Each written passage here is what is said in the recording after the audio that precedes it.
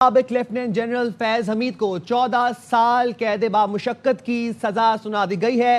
ISPR کے مطابق فیض حمید سیاسی سرگرمیوں میں ملوث رہے، آفیشل سیکرٹ ایکٹ کی خلاف ورزی ثابت ہوئی ہے۔ فیض حمید کے خلاف اختیارات اور سرکاری وسائل کا غلط استعمال کا الزام بھی ثابت ہوا ہے۔ سابق لیفٹیننٹ جنرل فیض حمید پر لوگوں کو نقصان پہنچانے کا الزام بھی ثابت ہوا ہے۔ طویل قانونی کارروائی کے بعد سابق لیفٹیننٹ جنرل فیض حمید تمام الزامات پر مجرم قرار پائے گئے ہیں۔ آپ کو خبر دے رہے ہیں، سابق لیفٹیننٹ جنرل فیض حمید کو 14 سال قید بامشقت کی سزا سنا دی گئی ہے۔ ISPR کے مطابق field general court marshal K تحت سابق لیفٹیننٹ جنرل فیض حمید کے خلاف کارروائی مکمل کر لی گئی ہے۔ کارروائی کا آغاز 12 اگست 2024 کو پاکستان آرمی ایکٹ کے تحت ہوا تھا۔ کہ field general court marshal K تحت سابق لیفٹیننٹ جنرل فیض حمید کے خلاف کارروائی مکمل کر لی گئی ہے۔ سابق لیفٹیننٹ جنرل فیض حمید کو 14 سال قید بامشقت کی سزا سنا دی گئی ہے۔ فیض حمید سیاسی گرمیوں میں ملوث رہے، آفیشل سیکرٹ ایکٹ کی خلاف ورزی ان پر ثابت ہو گئی ہے۔ فیض حمید سیاسی سرگرمیوں میں ملوث رہے تھے۔ سابق لیفٹیننٹ جنرل فیض حمید کو 14 سال قید بامشقت کی سزا سنا دی گئی ہے۔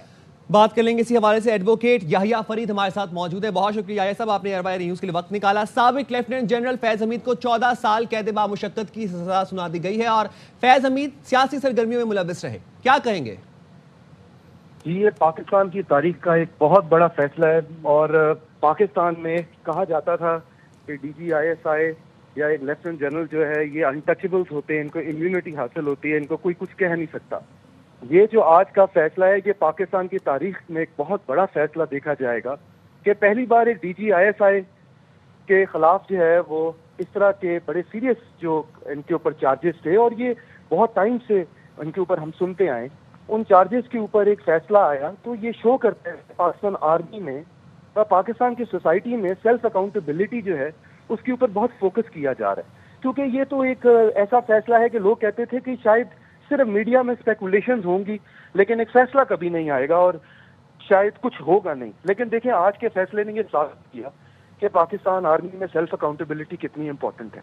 دوسری بات یہ ہے کہ دیکھیں جنرل فیض پاکستان کی تاریخ میں ایک بہت کنٹروورشل نام تھے اور نام رہیں گے، اور ان کے خلاف یہ فیصلہ آنا اس لیے بھی ضروری تھا تاکہ جو لوگ وکٹمز تھے ان کے مس یوز آف پاور کے، جیسے کہ ہم نے دیکھا جوڈیشری میں دیکھیں تو ججز کی شکایتیں رہیں، تو بزنس مینوں کی شکایتیں رہیں، ٹاپ سٹی کا کیس ہوا، پولیٹیکل ایکٹیویٹیز میں جس طرح کی ہم باتیں سنتے آئے، تو بہت ضروری تھا کہ ایسے شخص کے خلاف فیصلہ آئے تاکہ پاکستان کی یحییٰ صاحب تاریخ آپ میں ہمارے ساتھ ہی موجود رہیے گا۔